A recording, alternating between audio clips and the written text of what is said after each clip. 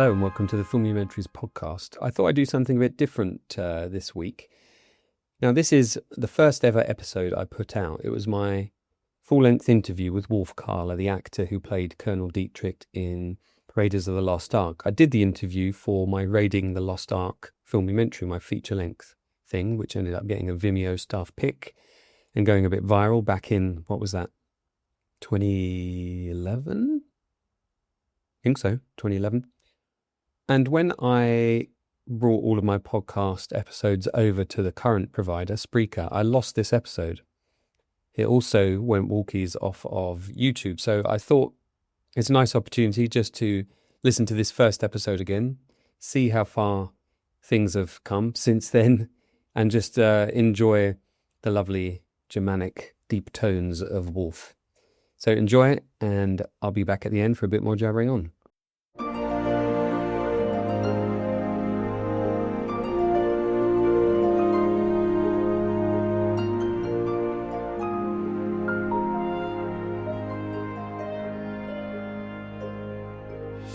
Hi, this is Jamie Benning from Filmumentaries.com. I say that like there's a team of us, but really it's just me and my love of these films that I grew up with. Welcome to the first episode of the Filmumentaries Podcast. I've been making my feature-length and short docos under the banner of Filmumentaries for over 10 years now. It's crazy it's been that long. And in doing so, I've compiled a whole bunch of interviews with people in the film business. Quite often I can only use snippets for my docos. Yeah. So offcuts from those interviews have been on the shelves for a number of years. So much so that I thought they may lend themselves to the podcast format. So here we are. I'm going to start with my first interview back in 2011. It was a warm summer's day. I ventured just north of London to an affluent, leafy suburb to meet Colonel Dietrich, known in the real world as actor Wolf Kahler. He was in his late 60s then, tall, athletic build, lean, strong features, and a really bold and silky, but friendly Germanic voice. I interviewed him in a nice leafy suburb of North London, in an increasingly noisy coffee shop, including a little run-in with a tramp. More on that later. I think it adds to the ambience anyway. So I hope you enjoy listening and return for a bit more jabbering at the end. Okay, so you've got my list of questions there. Yeah, yes. So let's start by asking, how did you get cast in Raiders, and were you considered for any other parts? No, I wasn't considered for any other parts. I'm quite sure, and I got the part. I believe, or certainly partly because I was in Barry Lyndon, and Spielberg, of course, Steven Spielberg is a great admirer of Stanley Kubrick's work, so he will have seen everything, and he will have seen me in Barry Lyndon as the Prince of Turbingen, and I got that actually not by chance, but with a great luck, because I was in between working with Steven Berghoff in the theater, and I was doing an odd job somewhere, and I got a telephone call from Steven Berghoff, just saying that it was the last casting day for Barry Lyndon for the Prince of Turbingen, so I left work and went down to Soho and had my video taken with Jimmy Liggett, the casting director. And anyway, from there, it was obviously they liked it, and I was flown over a couple of weeks later to Dublin, put into costume and makeup, and then shown to Stanley Kubrick, and he nodded and accepted. So back to London, and then a couple of weeks later, out again to Dublin and doing the filming there. So that was a great stroke of luck. And Steven Spielberg saw the movie, and I think he remembered me from that when he thought of casting for the Raiders.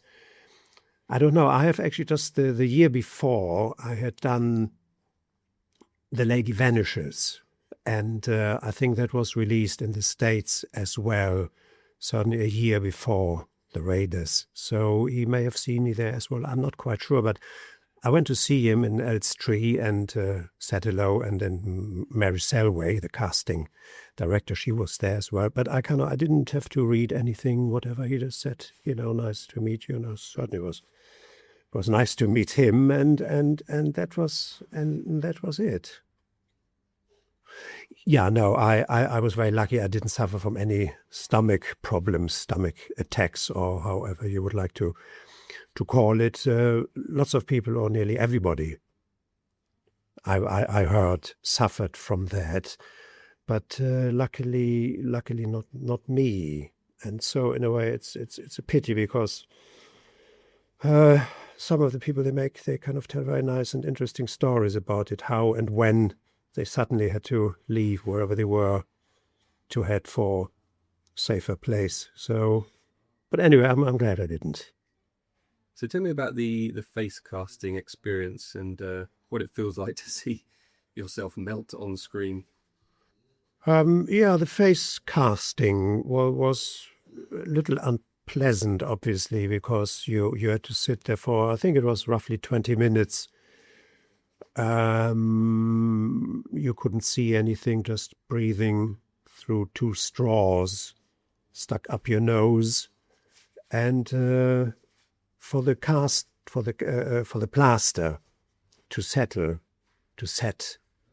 and it was kind of it's very cold, a very cold sensation, and obviously you have to be absolutely still. You can't itch or anything like that. You can't scratch an itch if you develop one.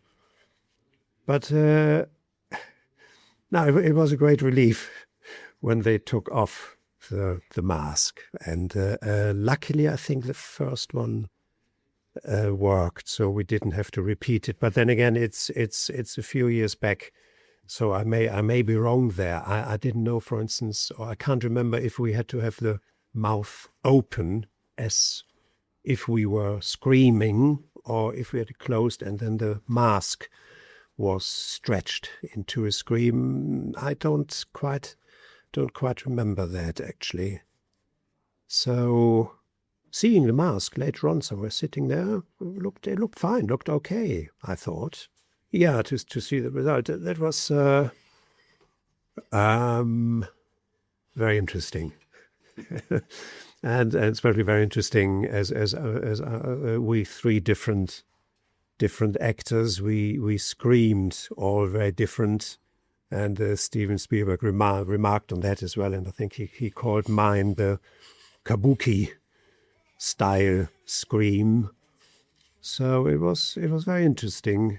I mean, I knew it was only a film, so I wasn't too worried, and it looked absolutely marvelous, no doubt about that. So you worked on Force 10 from Neverend, which also starred Harrison Ford. Did you have any interaction with him previously, and on set on Raiders? How did you find his skills as an actor? Is it somebody you admired, or? I was not in any of his scenes. I was just in the scene in the warehouse defending a wheelbarrow which Edward Fox pinched, and I couldn't stop him, and it was watched over by Robert Shaw. So it was a very enjoyable scene to do, and I think I provided Edward Fox in the scene as well with a chance to create the biggest laugh in the movie, him raising his finger towards me. But no, I didn't work with him at all. The only interesting thing for me was that I had 2 credits on that movie. I don't know if it's interesting, but I played the next day. They asked me, have you got anything to do tomorrow? And I said, no, actually, would you like to come back? And I came back and I played a pilot, of course, with a mask, with goggles on, so I couldn't be recognized as being the same guy. And in the movie, actually, in the credits, I was Wolf Kahler, and then below that, Hans Kahler, which quite amused me. And you had a scene or two with Harrison in Raiders itself. You're talking down to him when he's in the Well of Souls. Yeah, I think I had a few scenes with him. Was he somebody that were you aware of his status, having done Star Wars and Empire Strikes Back? He was a big Hollywood actor by this point. Yes, I mean, I knew that he'd done those things, but not basically. No. I mean, no, he was there very much in his character as Indiana Jones, and I was on the opposite side. I think there was a clear set up of our attitude towards each other, and it was obviously great to work with him or opposite him. He's a great actor, yeah. So Spielberg is said to be an actor's director. How did you find his direction style? Did you enjoy working with him? Yeah, yes. I enjoyed working with him. I think everybody did. He was very open, very very clear about what he wanted, and I think he let us do what we wanted. Obviously not in the movements, because obviously the cameras were set up, and a lot of the scenes were very clearly blocked before we shot it, but emotionally I think he very much trusted us and let us do what we try to convey. So that was very very enjoyable. And you also worked with Mickey Moore on Raiders. You did the chase sequence. Did it feel like a separate production? Or? Yeah, it did. It did feel like a different production. It was, I'm not saying it was more relaxed, but of course there was more time. There was more time always put into setting up, the stunt or the action, the move of the cars and things like that, and. But otherwise, it was obviously, very, very important as well. But there was, of course, no dialogue either while shooting with him, so that was different.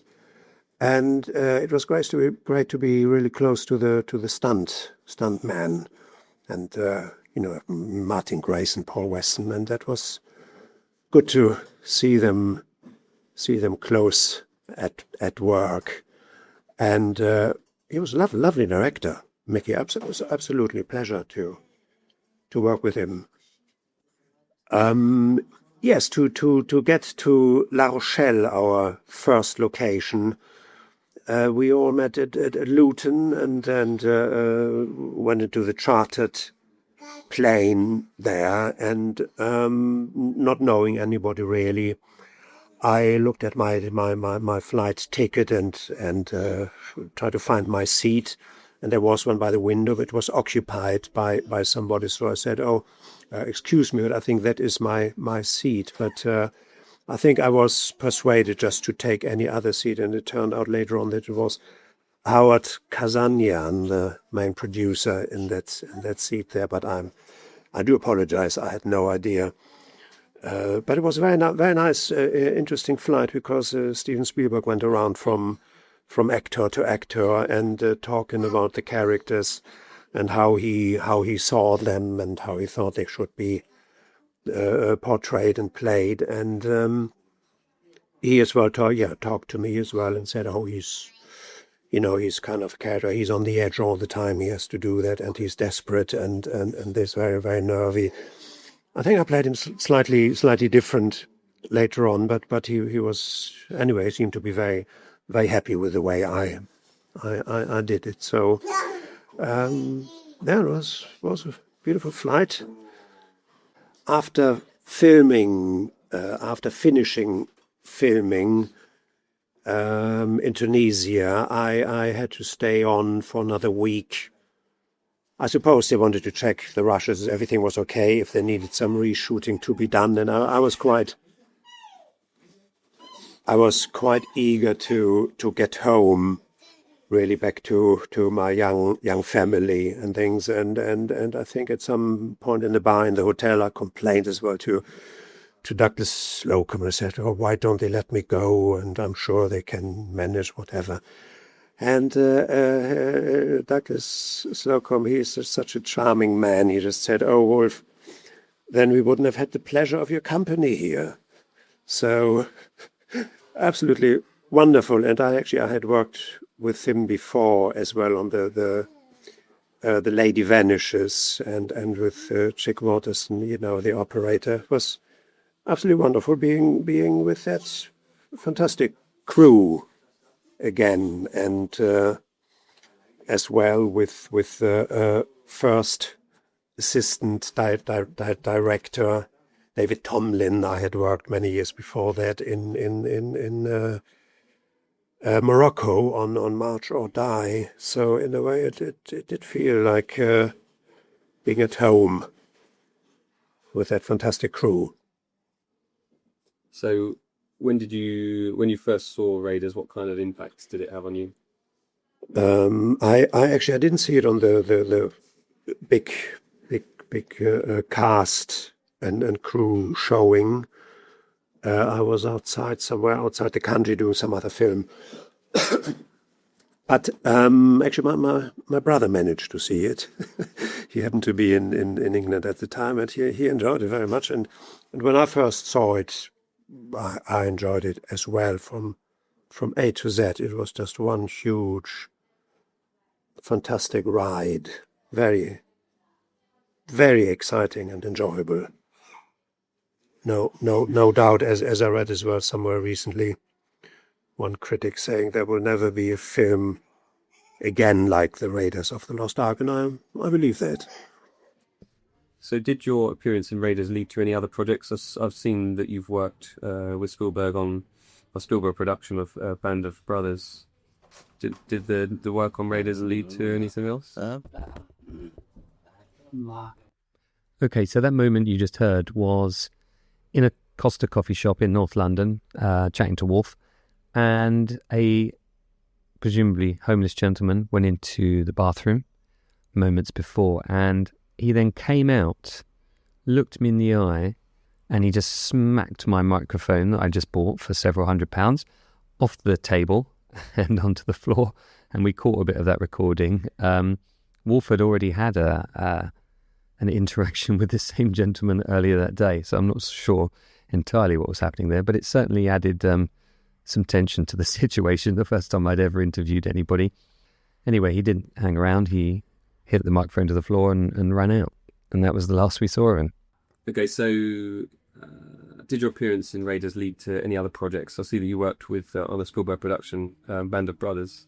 Did it lead on to anything else? Is it important to your career, do you think, Raiders? Yeah, obviously it's such a well-known film. Nearly everybody has seen it. So, I don't know. Do they cast me because of that, or do they cast me because they've seen other thing or want me anyway? I don't know. That's impossible to say. But it obviously is a very, very important part of my filming career. So there's absolutely no doubt about it. And up to this day, people come up pleased to shake my hand or whatever, and most unexpected corners as well of the world. It's just amazing to have been part of that, and it's obviously a very, very strong part of my image. I would think nothing I can do about that. Now, it was very, very nice working on the Unto Wind, and it had a great atmosphere. An old small cargo ship there with the very wild-looking crew, and it was very, very calm, I'm quite sure, and so no problems as well with the sound, with our dialogues there, and Katanga, George Harris, the captain, very powerful. And I enjoyed very much insulting him as well, I think, with my last line there on the boat, and beautiful scenes there set up with Karen Allen, and yes, it was yes, the wide horizons and just really full of atmosphere, and trying to find Indiana Jones. Of course, we didn't, but he must have been there somewhere. So do you remember shooting any scenes that were cut from the film? Yes, I do. I do remember, and there was one scene where I got really wet. I can't quite remember why, but I think I was probably having a little fight with my second in command, Anthony Higgins. I really don't know quite, but we were fighting over something. I don't know. Did you want to take my gun away? I wanted to shoot Ronald. No, sorry, just to shoot John Rhys Davies. I'm not quite sure about that. I only know that I think in another scene that wasn't, or in the follow-up scene to that I gave my gun to this young German extra there to shoot John Rhys Davies. I obviously didn't want to make my hands dirty shooting such a lowly creature, in my opinion. So that must have been linked somehow, the wet scene and that one. But to be honest, I don't quite remember how they started and ended. So I think those are the only ones that I remember not seeing later on in the movie. When chatting to Wolf, he was clearly disgruntled about his lack of involvement with the marketing of the film. His billing wasn't that high, despite having a decent amount of dialogue. He also wasn't featured in the official making of documentary, so he was grateful that I was able to redress the balance a little bit in my filmumentary Raiding the Lost Ark, which is still available on Vimeo for streaming or download if you log in. So please do check it out and leave a comment. I always like to hear back from people about what they think about my work. That was a few years ago now, but it's still one of my favourite ones. I was able to dig out quite a lot of behind-the-scenes material, and that's the one that kind of got the interest of Warner Brothers and later on Fox, which I had a bit of a dalliance with for a while there. Unfortunately, that didn't transpire. Neither of those transpired to be anything fruitful. But the hope is still there that one day I can make an official making of in that vein, and do it for fans like us. Well, I hope you enjoyed listening to my chat with Wolf there in the increasingly loud coffee shop, tramps and babies included. Yeah, I struggled to get that in Raiding the Lost Ark, a lot of that, because of those audio problems. But ultimately, I decided that, it was content over quality. The content was there, if not the quality. But I enjoyed chatting to Wolf. We've stayed in touch for a number of years. We often send each other Christmas messages and just check in with each other and send our best wishes and talk about our families a little bit and what we've been up to. Lovely guy, and I hope he continues to do some of his great voice acting on games and advertising. I don't know if he's continuing with film acting at all, but he's certainly a good guy, and was certainly willing to talk to me for a great length about his experiences on Raiders, which I'm very grateful to him for. Join me next week when I'll be talking to a female actor who had a huge influence on sci-fi in the early 80s, but also nearly ended up in the same film as Wolf. Thanks for listening, and do get in touch on Twitter at JamieSWB or on the Facebook page. Thanks so much for listening. And do check out the Patreon page if you're able to support me in any of my future endeavours. I do have a freelance career in the TV industry. You may hear the odd motorbike going past outside, as if on cue. I'm actually in the south of France at the moment working on the Monaco Grand Prix, but it's difficult for me to find time to fit this Filmumentary stuff in. But I'm also eager to get it out there to you guys. So any help you can offer is greatly appreciated. Hope to see you next time. Take care.